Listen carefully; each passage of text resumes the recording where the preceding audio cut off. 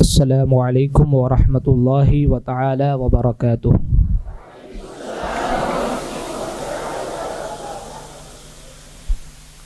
نحمده ونصلی علی رسولہ الکریم۔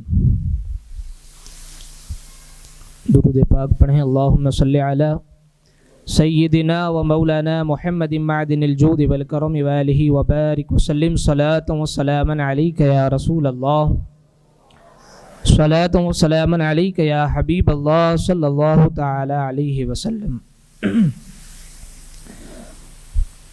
حضرات محترم، آج تمام عالم اسلام کے لیے اور بالخصوص مسلمانان ہند کے لیے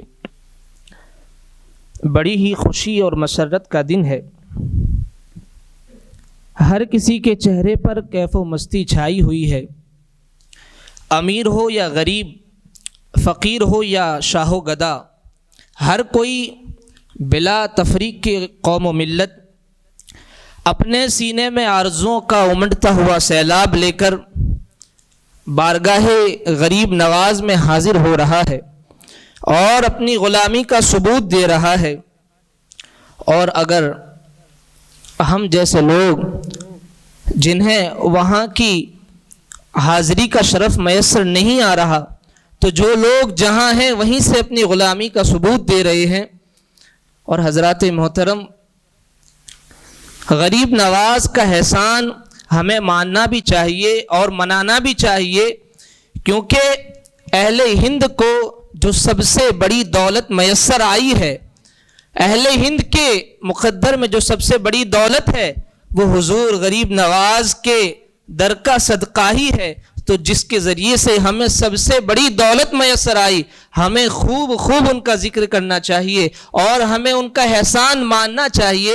اور حضرات محترم، آپ نے یہ بات بھی سنی ہوگی کہ جہاں اللہ والوں کا ذکر ہوتا ہے، اللہ والوں کا چرچا ہوتا ہے، وہاں اللہ رب العزت کی خصوصی نظر کرم اور خصوصی فیضان اور برکات و حسنات برستے ہیں۔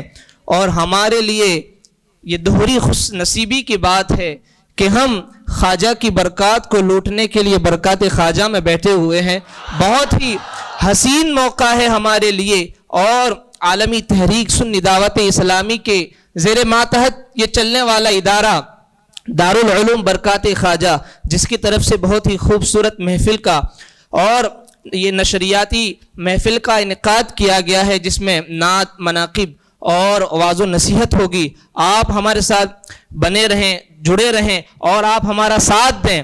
سبحان اللہ، ماشاء اللہ کی صدائیں لگاتے رہیں۔ تو آئیے اب میں بلا کسی تاخیر کے قرآن پاک کی تلاوت کے لیے محمد سید حسن عسکری کو دعوت دے رہا ہوں کہ وہ مائک پر تشریف لائیں۔ السلام علیکم ورحمۃ اللہ وبرکاتہ۔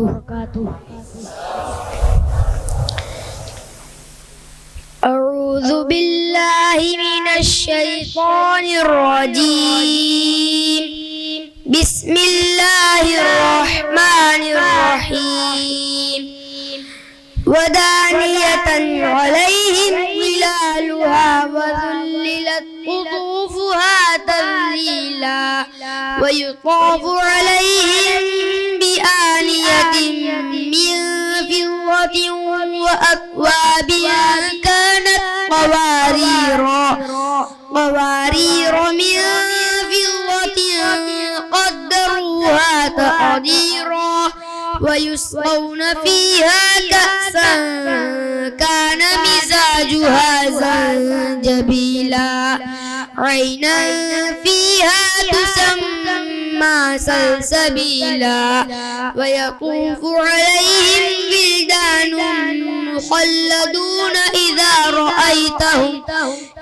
رأيتهم حسبتهم لؤلؤا منثورا وإذا رأيت ثم رأيت نعيما وملكا كبيرا عاليهم ثياب سندس سندس خضر واستبرق وحلوا أساور من فضة وسقاهم ربهم شرابا طهورا إن هذا كان لكم جزاء وكان سعيكم مشكورا إنا نحن نزلنا عليك القرآن تنزيلا فاصبر لحكم ربك ولا تطع منهم آثما أو كفورا واذكر اسم ربك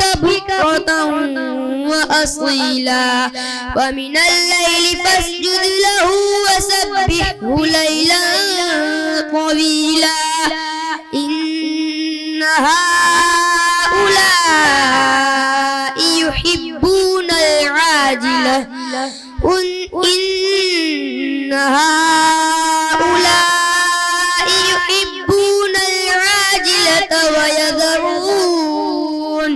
ويذرون وراءهم يوما ثقيلا نحن خلقناهم وشددنا أسرهم وإذا شئنا بدلنا أمثالهم تبديلا إن هذه تذكرة فمن شاء اتخذ إلى ربه سبيلا وما تشاءون إلا أن يشاء الله إن الله كان عليما حكيما يدخل من يشاء في رحمته والظالمين أعد لهم عذابا أليما صدق الله العظيم.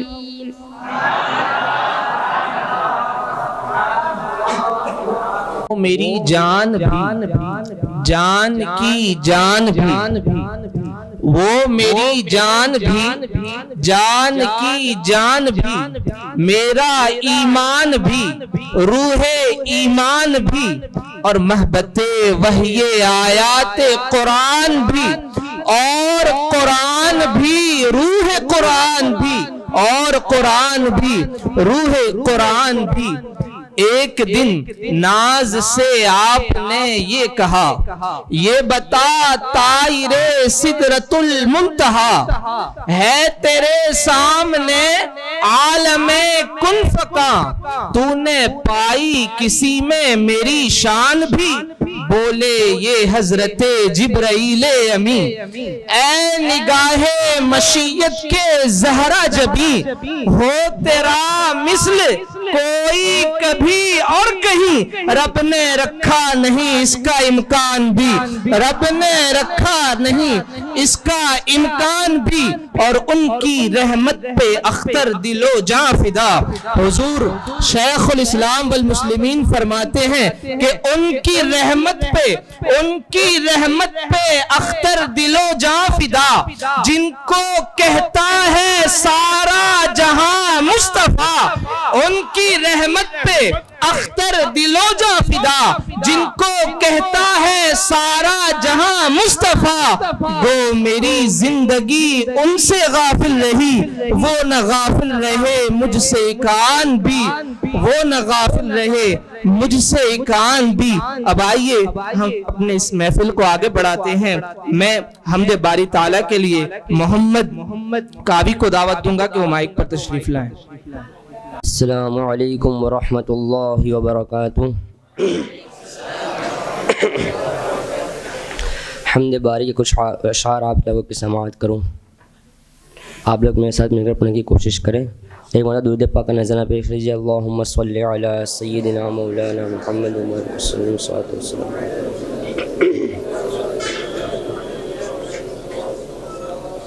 صلی اللہ تعالی علیہ وسلم. میں بندہ عاصی ہوں میں بندہ عاصی ہوں خطا کار ہوں مولا مولا لیکن تیری رحمت کا لیکن تیری رحمت کا طلبگار ہوں مولا مولا لیکن تیری رحمت کا میں عاصی ہوں میں عاصی ہوں میں عاصی ہوں عاصی ہوں لیکن تیری رحمت کا طلبگار ہوں مولا مولا لیکن تیری رحمت کا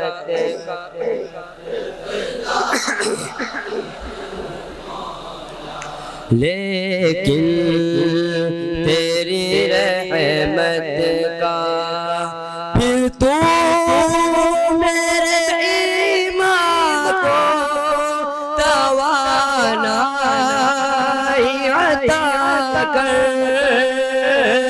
پھر تو میرے ایمان کو توانائی عطا کر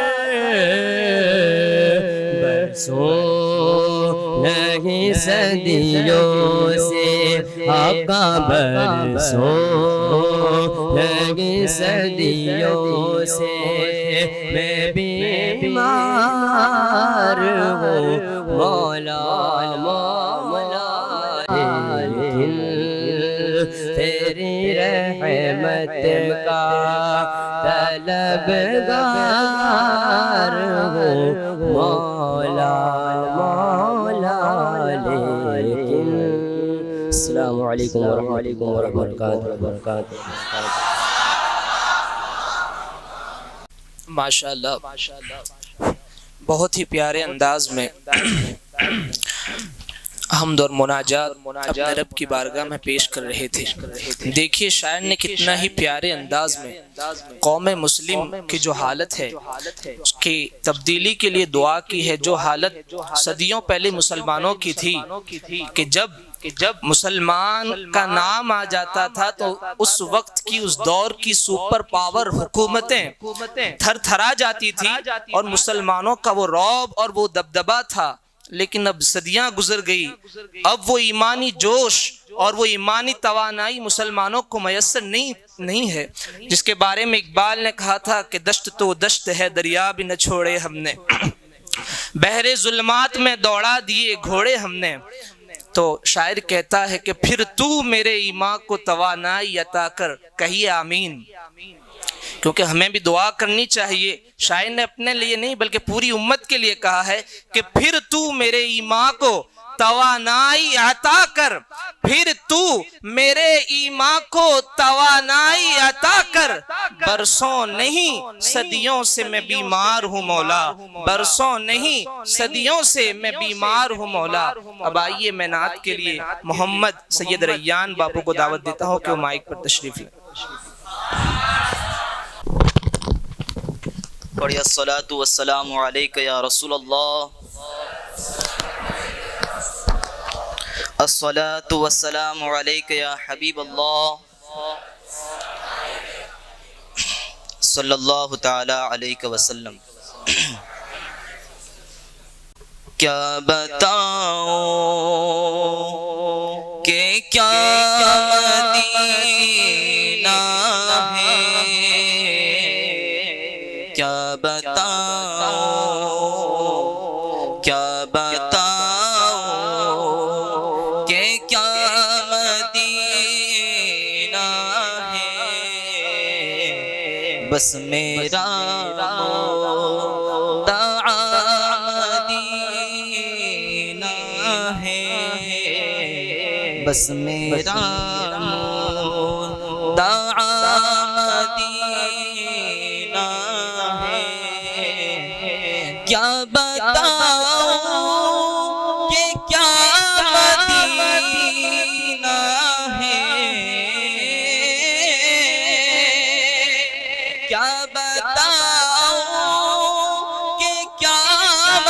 مدینہ ہے بس میرا مدعا مدینہ ہے سارے مل کر بڑھے بس میرا مدعا مدینہ ہے کیا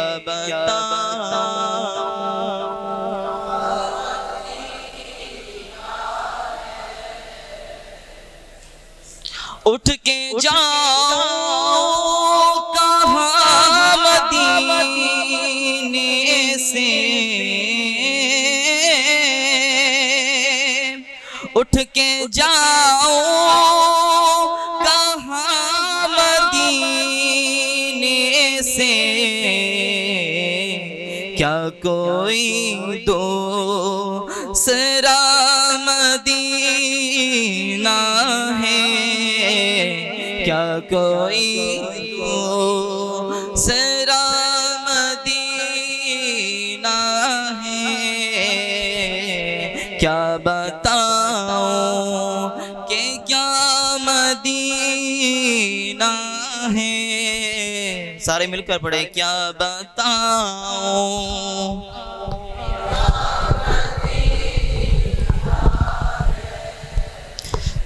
بس میرا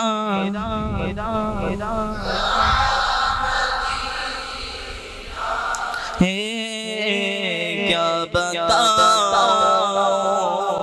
کیا بتاؤں کہ کیا مدینہ ہے بس میرا مدعا مدینہ ہے اس کی آنکھوں کا نور تو دیکھو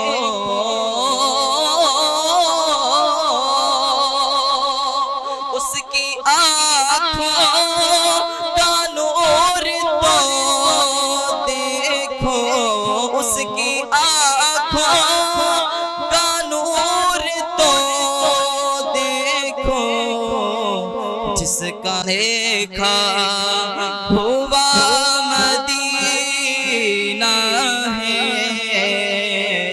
جس کا دیکھا ہوا مدینہ ہے کیا بتاؤں کہ کیا مدینہ ہے بس میرا مدعا مدینہ ہے دل فدا ہے مدینے والے پر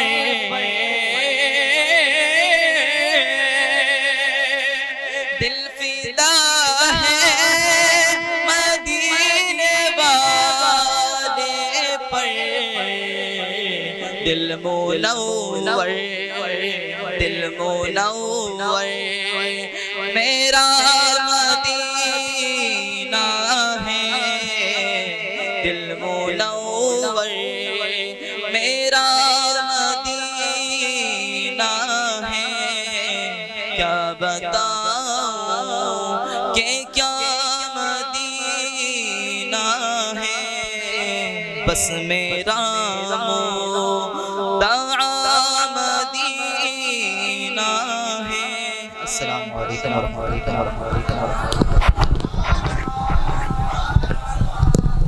بہت ہی پیارے انداز میں نعت پاک پیش کر رہے تھے یقیناً ہر شخص کا اور ہر آدمی کا مدعا یہی ہوتا ہے کہ اسے مدینہ دیکھنا نصیب ہو جائے اور پھر جب یہ مدعا اسے نصیب ہو جاتا ہے اور وہ در اقدس پہ حاضر ہوتا ہے تو پھر اس کی کیفیت کیا ہوتی ہے حضور شیخ الاسلام فرماتے ہیں کہ آج کچھ حد سے فزوں سوز نہانی ہے حضور آج کچھ حد سے فزوں سوز نہانی ہے حضور مزمحل میری طبیعت کی روانی ہے حضور اور خود سے آتا ہے یہاں کون یہ میرا آنا خود سے آتا ہے یہاں کون یہ میرا آنا آپ کی چشم عنایت کی نشانی ہے حضور، آپ کی چشم عنایت کی نشانی ہے حضور۔ اب آئیے میں منقبت غریب نواز کے لیے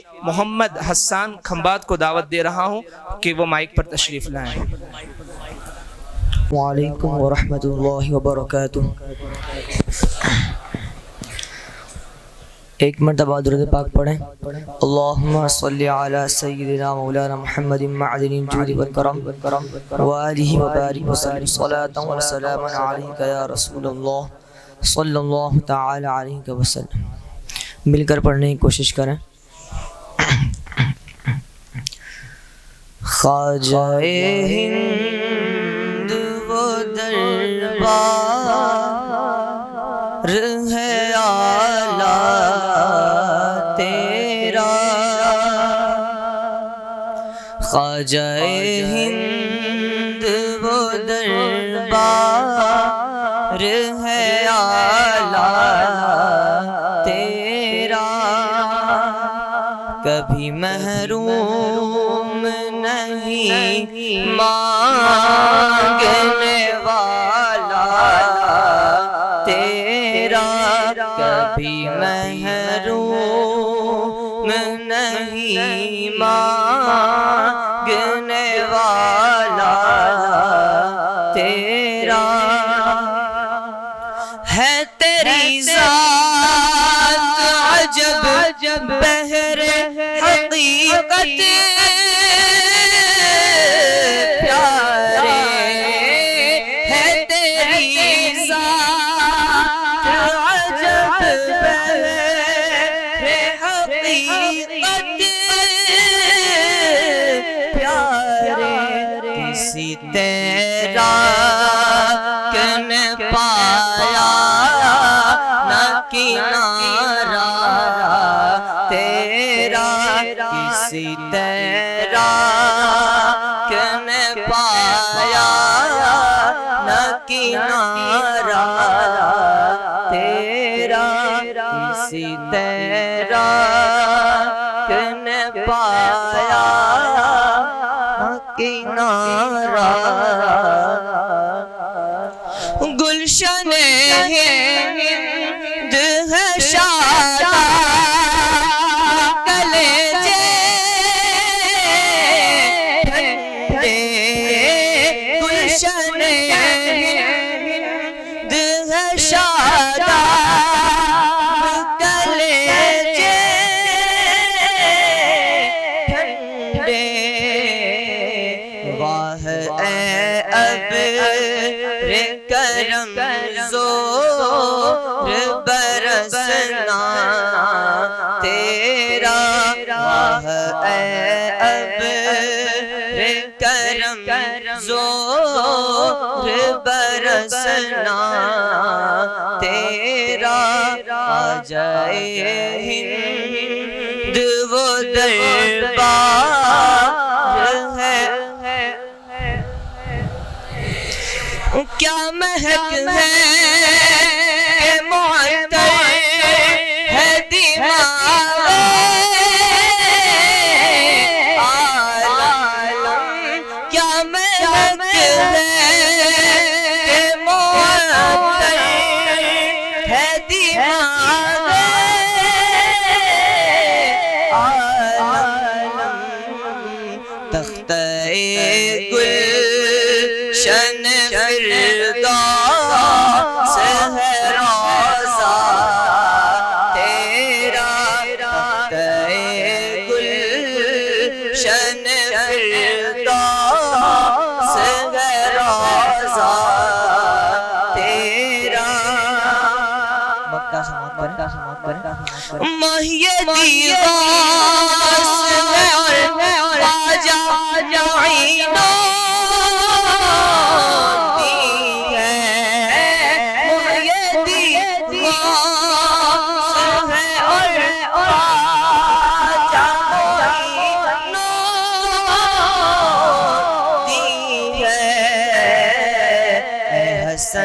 کیوں نہ ہو محفوظ عقیدہ تیرا، حسن کیوں نہ ہو محفوظ عقیدہ تیرا آ جائے ہند وہ دربار ہے اعلیٰ تیرا کبھی محروم نہیں مانگنے والا تیرا.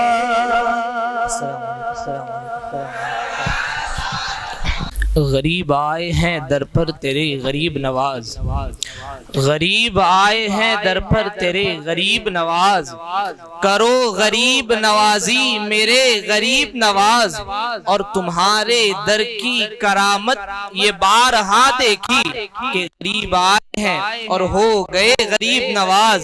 اور تمہاری ذات سے میرا بڑا تعلق ہے، تمہاری ذات سے میرا بڑا تعلق ہے کہ میں غریب بڑا تم بڑے غریب نواز، کہ میں غریب بڑا تم بڑے غریب نواز. اب آئیے بلا تاخیر میں اس ہستی کو دعوت سخن دینے جا رہا ہوں کہ جو ہستی محتاج تعارف نہیں ہے، جب خطاب کرتے ہیں تو ایسا لگتا ہے کہ غوث و خواجہ رضا کا خصوصی فیضان آپ کے شامل حال ہو.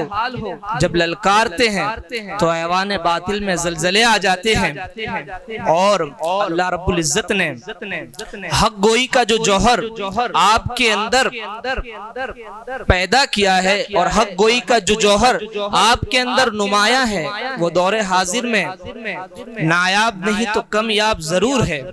اور یقیناً آپ کا خطاب یہ عوام سے زیادہ، عوام تو آپ کے خطاب کو پسند کرتے ہی ہیں، لیکن اہل علم حضرات آپ سے بہت ہی زیادہ محبت رکھتے ہیں. بہت ہی محترم مکرم معتبر مقتدر اور معتبر شخصیت عالم نبیل فاضل جلیل حضرت علامہ مولانا ظہیر مصباحی صاحب قبلہ کی بارگاہ میں میں ملتمس ہوں کہ مائک پر تشریف لائیں. السلام علیکم ورحمۃ اللہ وبرکاتہ.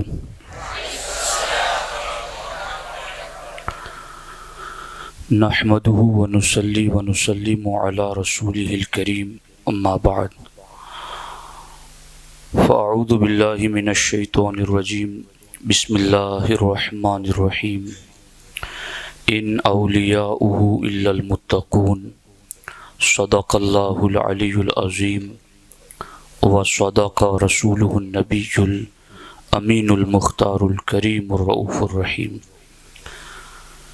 انتہائی احترام و عقیدت کے ساتھ حضور سید المرسلین خاتم الانبیاء شفیع المذنبین رحمت للعالمین خاتم المعصومین راحت العاشقین صلی اللہ تعالی علیہ وآلہ واصحابہ وبارک وسلم کی بارگاہ میں اپنی غلامی کا ثبوت دیں اور جس طریقے سے میں پڑھا ہوں میرے ساتھ مل کر حضور دل کے ساتھ نذران محبت پیش کریں.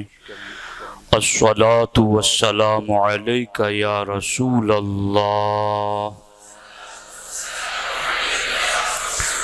الصلاۃ والسلام علیک یا حبیب اللہ،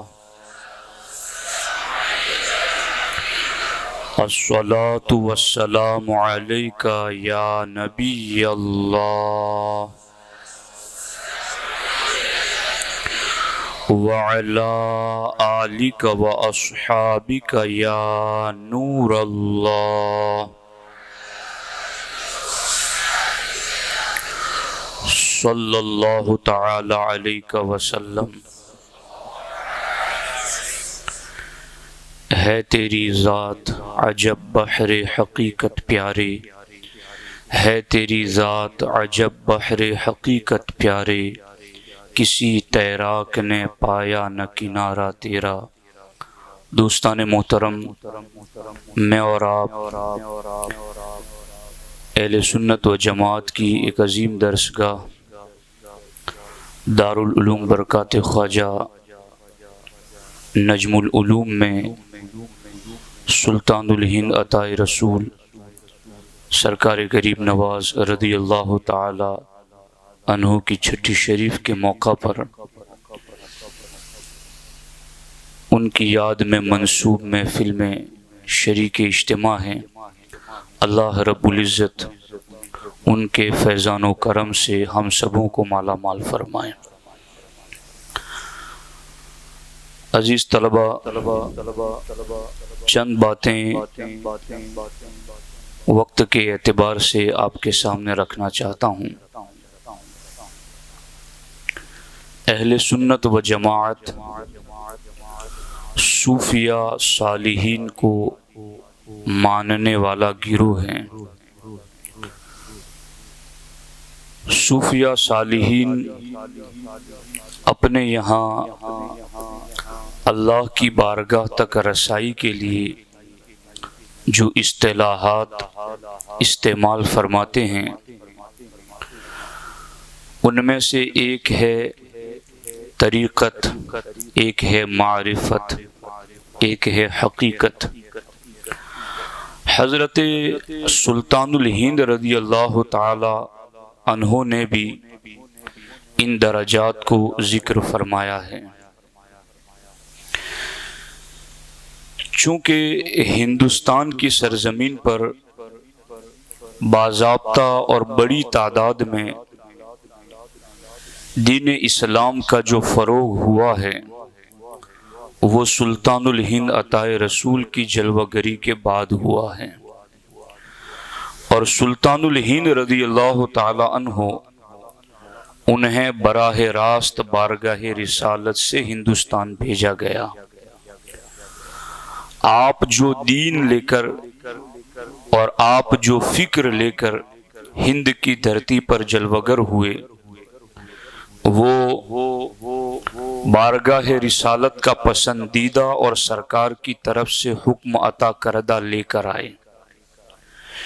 اس لیے اگر ان کی فکر ہم اپنائیں اور ان کی تعلیمات کی طرف رجوع کریں تو بہت سارے فتنے اور بہت ساری آزمائشوں سے ہم اپنے آپ کو بچا سکتے ہیں۔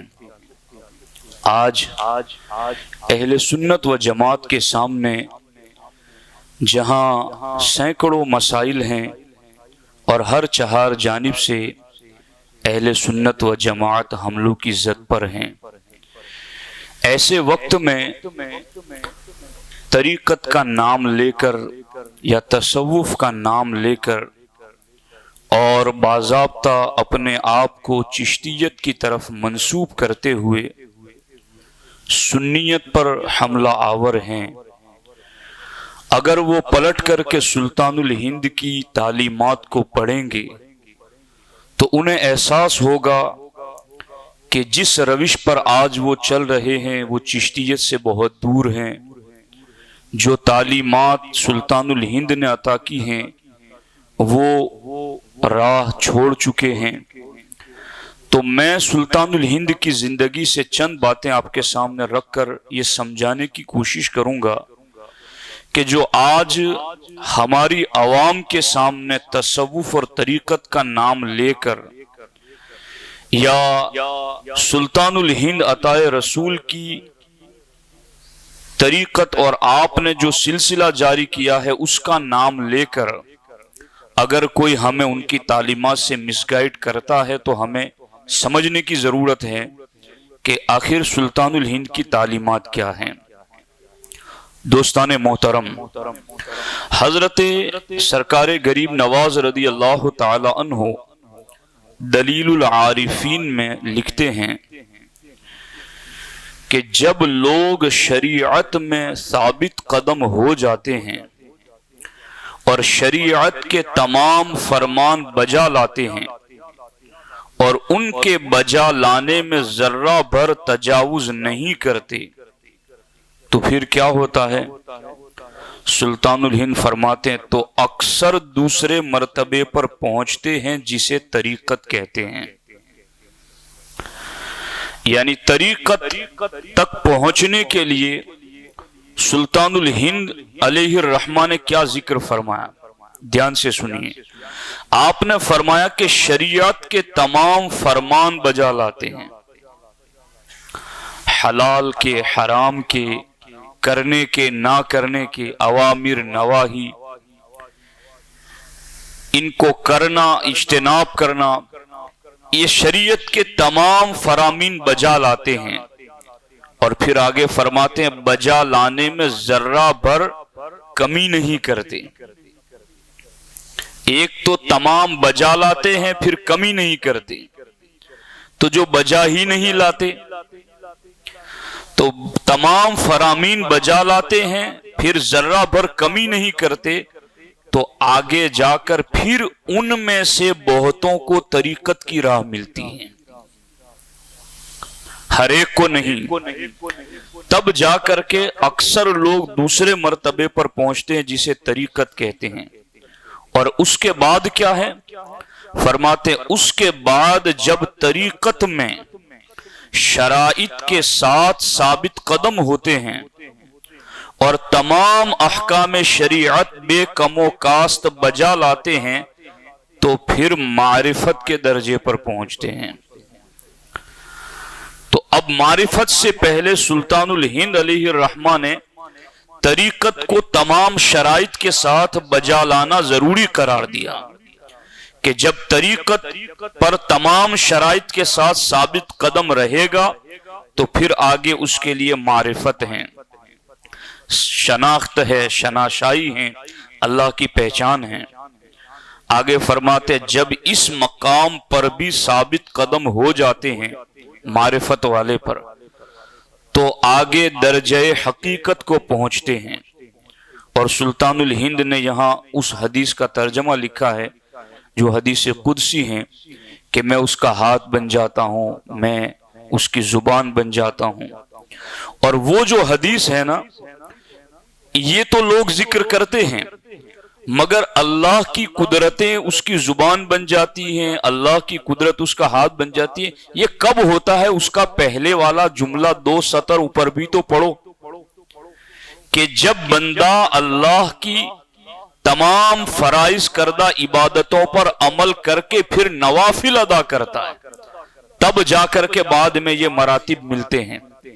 اور اس حدیث کے اخیر میں ہے کہ لئن سألنی لأعطینہ. غریب نواز یہاں فرماتے ہیں جب درجہ حقیقت پر پہنچتا ہے تو پھر جو کچھ طلب کرتے ہیں پا لیتے ہیں.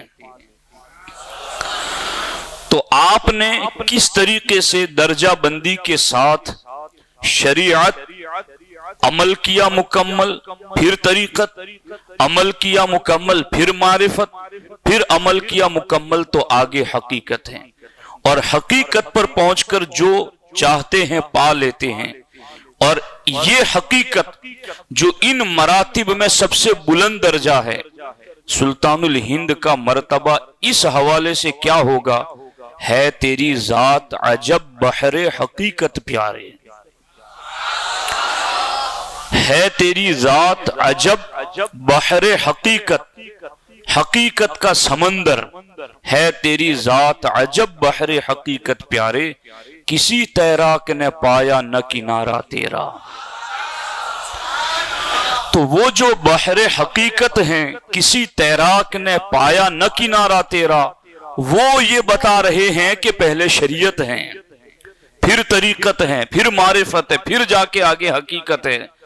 اب جو لوگ آج یہ باور کرانا چاہتے ہیں کہ یہ علماء جو پڑھتے ہیں یہ تو کتابوں کے کالے حروف پڑھتے ہیں اور ہم جو بیٹھے ہوئے ہیں شریعت سے آزاد بن کر کے تو ہم طریقت والے ہیں، انہیں بتاؤ کہ طریقت کے شہنشاہ غریب نواز نے بتایا کیا ہے.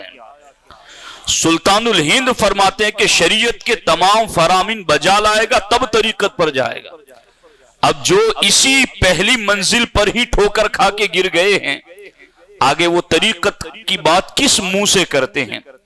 جنہوں نے ہاتھ میں ایک سے زیادہ انگوٹھیاں پہن رکھی ہیں وہ طریقت کی کس منہ سے بات کر رہے ہیں؟ جنہوں نے ہاتھوں اور پاؤں میں کڑے پہن رکھے ہیں وہ طریقت کی کس منہ سے بات کر رہے ہیں؟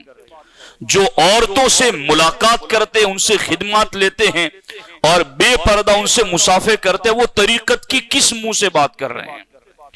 شریعت کے تمام فرامین بجا لائے تب جا کے آگے طریقت کا دروازہ کھلتا ہے، وہ بھی اکثر لوگوں کے لیے، ہر کسی کے لیے نہیں۔ تو یہ وہ ڈیفرنٹ ہے کہ جو چشتیت کے نام پر، طریقت کے نام پر، تصوف کے نام پر آج مس گائیڈ لوگوں کو کیا جا رہا ہے۔ اور میں نے اس حوالے سے سب سنابل شریف کو پڑھا تو میر عبد الواحد بلگیرامی رحمت اللہ تعالی علیہ نے یہ جو سرکار غریب نواز نیچے سے اوپر کی طرف لے کے چلے کہ شریعت، طریقت، معرفت اور حقیقت، اب اس کو دھیان سے سننا۔ آپ کیا فرماتے ہیں میر عبد الواحد بلگیرامی رحمت اللہ تعالی علیہ؟ انہوں نے حقیقت سے شروع کیا اور نیچے کی طرف آئے، اوپر سے فرماتے ہیں سب سنابل شریف کا صفحہ نمبر 116 پر، اور آپ جانتے ہیں کہ یہ کتاب بارگاہ رسالت میں مقبول کتاب ہے۔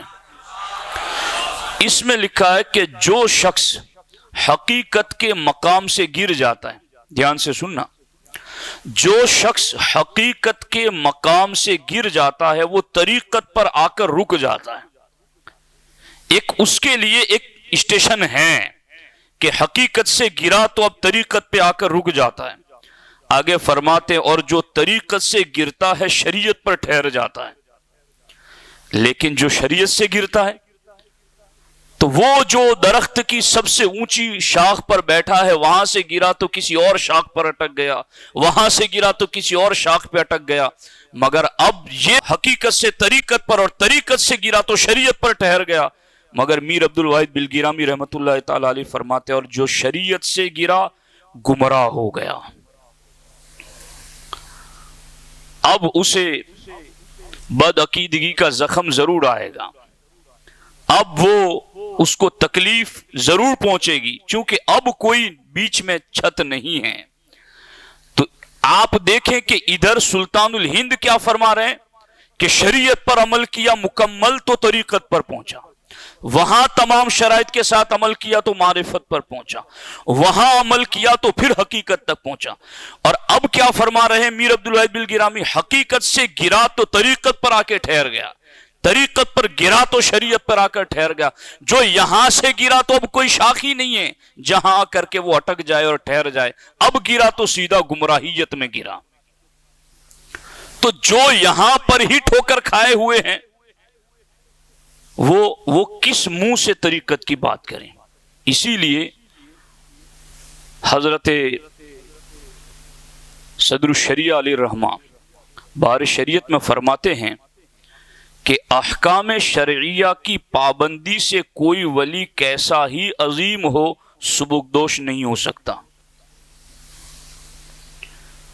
بعض جہال جو یہ بک دیتے ہیں کہ شریعت راستہ ہے، دیکھو یہ لفظ اور پھر اپنے حالات کو دیکھو کہ بعض جہال جو یہ بک دیتے ہیں، یعنی یہ جو بکنے والے ہیں وہ پھر جہالت کی سند یافتہ ہوتے ہیں۔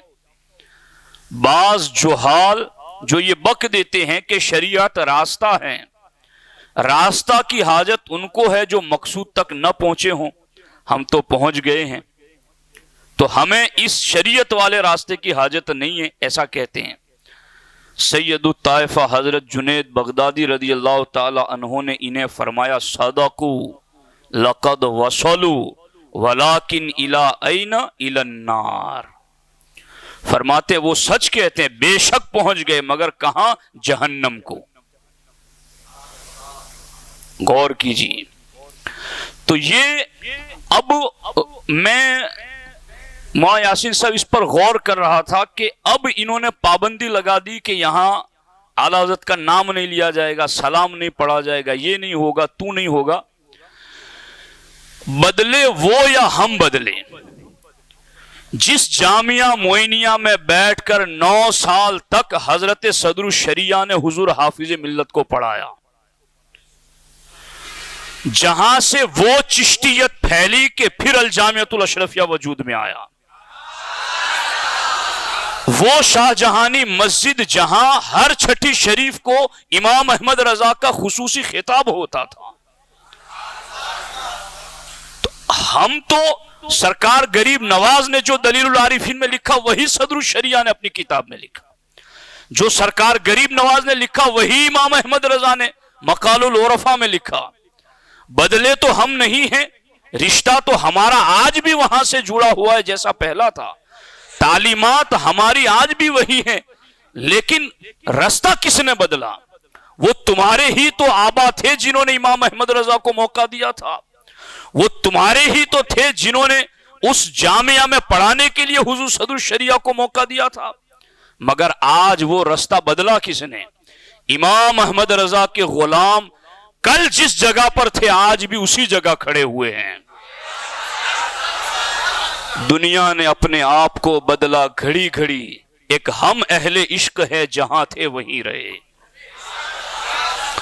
دوستان محترم، اب میں اتنی بات عرض کرنے کے بعد آپ کو سلطان الہند کی زندگی سے 2-3 باتیں اور دکھاؤں کہ جس سے آپ کو پورا نقشہ سمجھ میں آ جائے گا. اور آج کے کئی جعلی مستصوف بزام خیش اپنے آپ کو تصوف کا علم بردار بلکہ پورے ہندوستان بھر میں گھومتے ہیں اس بات پر کہ ہم صوفی ازم کے ماننے والے ہیں. میں ایک صرف پڑھ کے سناتا ہوں، آپ کو سمجھنا کچھ آپ کی بھی ذمہ داری بنتی ہے. حضرت خواجہ قطب الدین بختیار کاکی علی رحمہ نے لکھا، غور کرنا کہ ایک مرتبہ ایک مسلمان رائے پتھورا کے پاس سے حضرت خواجہ معین الدین چشتی کی خدمت میں مرید ہونے کی غرض سے آیا.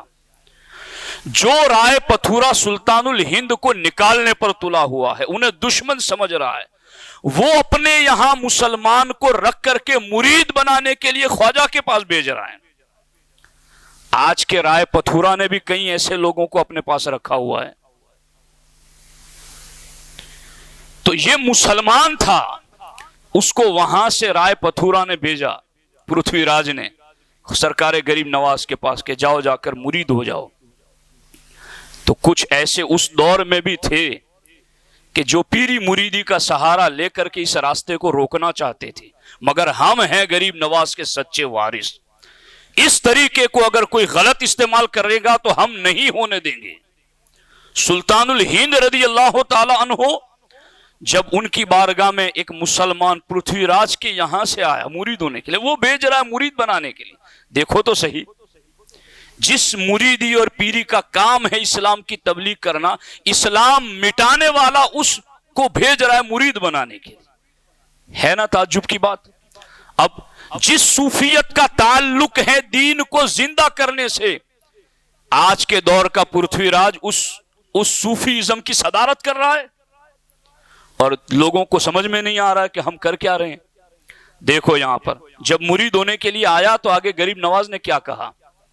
دیکھو آج تو کئی پیر ایسے بھی آپ کو ملیں گے کہ غیر مسلم بھی ان کے مرید ہیں، بلکہ ان کے غیر مسلم مریدوں کے بھی مزارات ہیں. انا للہ و انا الیہ راجعون. سلطان الہند اور وہ چشتیت کے علم بردار اور ٹھیکیدار بنے ہوئے ہیں، اور وہ ہمیں یہ کہتے ہیں کہ یہ غریب نواز کو نہیں مانتے ہیں. سلطان الہند رضی اللہ تعالیٰ عنہ کی خدمت میں جب پرتھوی راج کے یہاں سے مرید ہونے کے لیے آیا، حضرت نے اسے مرید نہ کیا، سرکار غریب نواز نے اسے مرید نہ کیا. وہ شخص واپس پھر پرتھوی راج کے پاس جا کر حضرت کی شکایت کی اس سے، تو ماوا و ملجا تو وہ مسلمان اسی کو مان رہا تھا، اور مریدی کا لیبل لگا کر کے کوئی فتنہ کھڑا کرنا چاہتا تھا. مگر سرکار غریب نواز دلوں کے حال جاننے والے تھے، آپ نے اس کو مرید نہیں کیا، واپس بھیج دیا. تو اس نے جا کر رائے پتھورا سے شکایت کی کہ یہ مجھے مرید نہیں بناتے ہیں. دیکھو حالات، دیکھو تاریخ کیسے پلٹا کھا رہی ہے اور ہمارے سامنے ہے. حضرت کے پاس رائے پتھورا نے ایک شخص کو بھیجا اور کہا کہ جاؤ ان سے جا کر پوچھو کہ اس آدمی کو اپنی مریدی میں کیوں قبول نہیں کیا. اب کتنا اچھا ہوا کہ پوچھا، غریب نواز نے بتایا، اور آج ہمارا سہارا بن گیا کہ ہم سمجھ سکیں کہ پیری مریدی ہے کیا. جب پوچھا گیا کہ آپ نے اس کو اپنی مریدی میں قبول کیوں نہ کیا، تو سلطان الہند علیہ الرحمہ نے فرمایا میں نے اسے مرید اس لیے نہیں کیا کہ 3 چیزیں اس کے اندر ایسی ہیں جو اس سے کبھی جدا نہ ہوگی۔ پہلی بات، یہ بہت بڑا گنہگار ہے، اس لیے میں اس کو مرید نہیں کر رہا ہوں۔ دیکھو یہ ہے مرشد، یہ ہے ارشاد۔ اب آپ کو ایسے بھی کئی پیر نظر آئیں گے کہ جن کی ہم نوائی میں، جن کے جلوں میں آپ کو آس پاس ایسے لوگ نظر آئیں گے جن کو غریب نواز مرید بنانا پسند نہیں کرتے۔ فرماتے ہیں میں اس کو کیوں مرید نہیں بناؤں گا، یہ بہت بڑا گنہگار ہے۔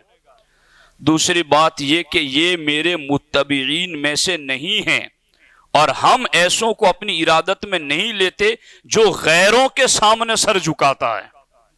ہم ایسوں کو مرید نہیں بناتے جو غیروں کے سامنے سر جھکاتا ہے۔ ہم ایسوں کو مرید نہیں بناتے جو غیروں کے سامنے سر جھکاتا ہے۔ یہ جملے ہیں، اس کو تعویذ بنا کے گلے میں ڈال لینا چاہیے۔ ہم ایسوں کو مرید نہیں بناتے جو غیروں کے سامنے سر جھکاتا ہے۔ اللہ اکبر۔ اور فرماتے ہیں آگے، تیسری وجہ اس میں یہ ہے کہ میں نے لوہے محفوظ میں لکھا دیکھا ہے کہ وہ اس دنیا سے بے ایمان جائے گا۔ اللہ، شاید آپ کی سمجھ میں یہ بات نہیں آئی کہ یہ کیا بات کہہ گئی۔ جو غیر کا ساتھی بن کر کے مرید بننے آیا، غریب نواز کہتا ہے میں نے لوہے محفوظ میں دیکھا ہے کہ یہ بے ایمان مرے گا۔ جو غیر کا ہم نوا بن کر کے، اس کا حامی بن کر کے مرید بننے آیا ہے، میں نے لوہے محفوظ میں دیکھا ہے کہ یہ بے ایمان مرے گا، میں اس کو کیسے مرید بناؤں؟ یہ ہے چشتیت، یہ ہے تصوف، یہ ہے وہ اوریجنل دین جو عطائے رسول مدینۃ الرسول سے لے کر ہند میں آئے۔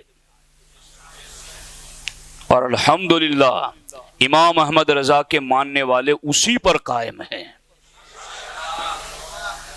دوستان محترم، اب اس کے ساتھ ساتھ پھر سرکار غریب نواز نے یہ جو کچھ باتیں بتائی تھی، جب رائے پتھورا کو جا کر کے اس نے بتایا، چونکہ پوچھنے بھی اسی نے بھیجا تھا نا، جس کا جو ہوتا ہے اس کی جانچ پرکھ وہی تو رکھتا ہے، تو وہ مسلمان جو مرید بننے اس کی طرف سے آیا تھا، پوچھنے بھی اسی نے بھیجا کہ پوچھو جا کے کہ اس کو مریدی میں قبول کیوں نہیں کیا۔ جی جب پوچھا، بتایا جا کر کے غریب نواز نے یہ باتیں بتائی ہیں، تو رائے پتھورا نے کہا شیخ غیب کی باتیں بتاتے، ان سے کہہ دو ہمارے شہر سے نکل جائے۔ تو مرید بنانے کے لیے بھیج رہا تھا، اب تو ہی کہہ رہا ہے کہ ان سے کہہ دو کہ شہر سے باہر نکل جائے۔ یہ دشمنوں کے وار کو سمجھتے تھے کہ وہ کس راستے سے اسلام پر حملہ کرنا چاہتا ہے۔ آج جہالت کے اندھیروں میں لوگ ڈاواں ڈول ادھر سے ادھر بھٹک رہے ہیں۔ اللہ اکبر۔ جب حضرت کو یہ بات معلوم ہوئی کہ وہ یہ کہہ رہا ہے کہ نکل جاؤ شہر سے باہر، تو مسکرائے اور فرمایا اس سے کہہ دو، یعنی اب یہ بات نہیں کہ ہم صوفی ہیں، تم بادشاہ ہو، ہم اپنی کٹیا میں کام کریں گے، ہم تم سے لڑیں گے نہیں، کہیں گے نہیں، کچھ نہیں، بس ہم سیدھے سادے لوگ ہیں اور ہم صوفی ہیں، جیسا کہ آج کے صوفی استعمال کرتے ہیں۔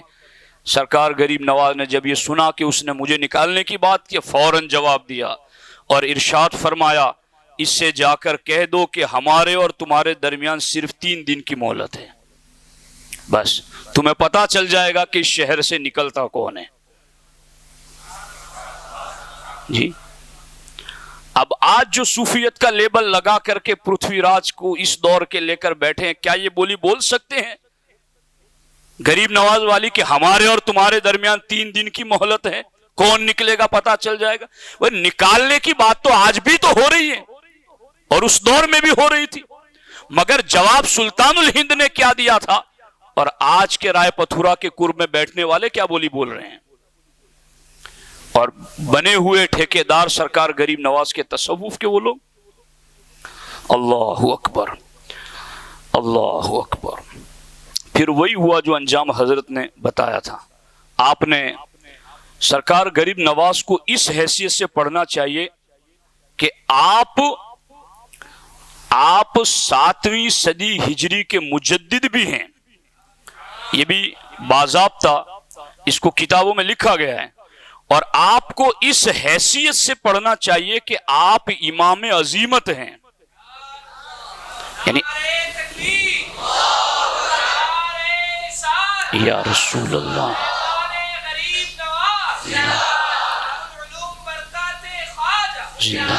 آپ غور کیجئے، آپ غور کیجئے کہ یہ کبھی رام دیو مقابلے میں آ رہا ہے، کبھی جے پال آ رہا ہے، اور ان سب کے مقابلے میں سرکار غریب نواز ڈٹے ہوئے ہیں. پرتھوی راج کو آپ نے دعوت اسلام پیش کی، اس کو اسلام سے قریب کرنا چاہا. مشقتیں آپ پر نہیں آئی ایسا نہیں ہے، صرف آپ نے کرامتیں ہی نہیں دکھائی، آپ نے بہت کچھ دین کے لیے برداشت بھی کیا. عظیمت کے رستے پر آپ چلے ہیں، تب جا کر کے یہ سارا گلشن ہند ہے شاداب کلیجے ٹھنڈے، واہ اے ابر کرم زور برسنا تیرا. یہ سارا راہ عظیمت سے گزر کر کے گلشن آباد ہوا ہے، اور یہ ہے آپ کی طریقت اور تصوف جو آپ نے ہمیں تعلیمات عطا کی ہیں. اللہ کریم کی بارگاہ میں دعا ہے اللہ جل مجدہ الکریم ان کے طریقے پر ہمیں قائم و دائم فرمائے، اور اللہ تبارک و تعالی ان کے مشن کو آگے بڑھانے کی توفیق عطا فرمائے. اب ہمارا تو خواجہ کی برکتوں سے رشتہ ہی ایسا ہے کہ ہمارا ادارہ ہی برکات خواجہ ہیں، الحمدللہ رب العالمین. تو پھر کیوں نہ وہاں تعلیمات خواجہ ہو، وہی ہم نے پڑھ کے سنایا ہے. اللہ کریم ہمیں اس پر استقامت نصیب فرمائے. السلام علیکم ورحمۃ اللہ وبرکاتہ.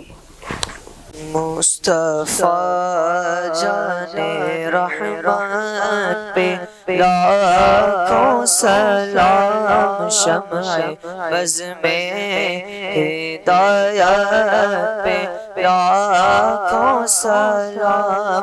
ہند کے بادشاہ دین کے وہ معین، ہند کے بادشاہ دین کے وہ معین، خواجہ دین و ملت پہ لاکھوں سلام. مصطفیٰ جان رحمت پہ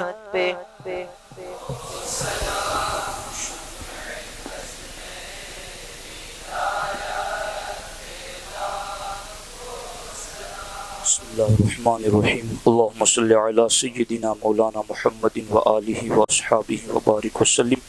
یا اللہ یا رحمان یا رحیم، تیری توفیق سے ختم قرآن مجید کی محفل ہوئی، قرآن مجید کا ختم ہوا، اوراد و وظائف پڑھے گئے. یا اللہ یہاں جو کچھ بھی ذکر خیر ہوا، نظر و نیاز حاضر ہیں، اس سب کو اپنی بارگاہ کرم میں قبول فرما. یا اللہ اس کا ثواب حضور رحمت عالم صلی اللہ علیہ وآلہ وسلم کی روح پاک کو عطا فرما. حضور کے وسیلے سے تمام انبیاء کرام، رسولان عظام، صحابہ، اہل بیت، خلفاء راشدین، تمام مومنین و مومنات، مسلمین و مسلمات کے ارواح کو اس کا ثواب عطا فرما. یا اللہ بالخصوص اس کا ثواب سلطان الہند عطا رسول سرکار غریب نواز رضی اللہ تعالی عنہ کی روح پاک کو عطا فرما. یا اللہ سرکار غریب نواز کے فیضان سے ہم سبوں کو مالا مال فرما. یا اللہ ان کے نقش قدم پر چلنے کی توفیق عطا فرما، ان کی خدمات دینیہ کا صدقہ نصیب فرما. یا اللہ یا رحمان یا رحیم ان کی تعلیمات ہمیں اوروں تک پہنچانے کی توفیق عطا فرما. یا اللہ سرکار غریب نواز کا صدقہ ہم سبوں کو علم نافع عطا فرما، عمل صالح کی توفیق عطا فرما. یا اللہ ہمارے اس ادارے کو دن دنی رات چوگنی ترقی عطا فرما. یا اللہ اس ادارے کی ترقی کے لیے جتنے بھی ہمارے منصوبے ہیں، یا اللہ سرکار غریب نواز کے صدقے ان منصوبوں کو پائے تکمیل تک پہنچا. یا اللہ اس کی تکمیل کے لیے غیب سے اسباب پیدا فرما، لوگوں کے دلوں کو اس کی طرف متوجہ فرما. عالمی تحریک سنی دعوت اسلامی کو دن دنی رات چوگنی ترقی عطا فرما. اس تحریک کے جملہ معاونین، مخلصین، محبین، منتسبین سب کو دارین کی جزا عطا فرما. ان اللہ و ملائکتہ یصلون علی النبی یا ایہا الذین آمنوا صلوا علیہ وسلموا تسلیما. اللہم صلی علی سیدنا مولانا محمد وآلہ واصحابہ وبارک وسلم. وأفوض أمري إلى الله إن الله بصير بالعباد وصلى الله تعالى على خير خلقه وعلى آله وصحبه أجمعين برحمتك يا أرحم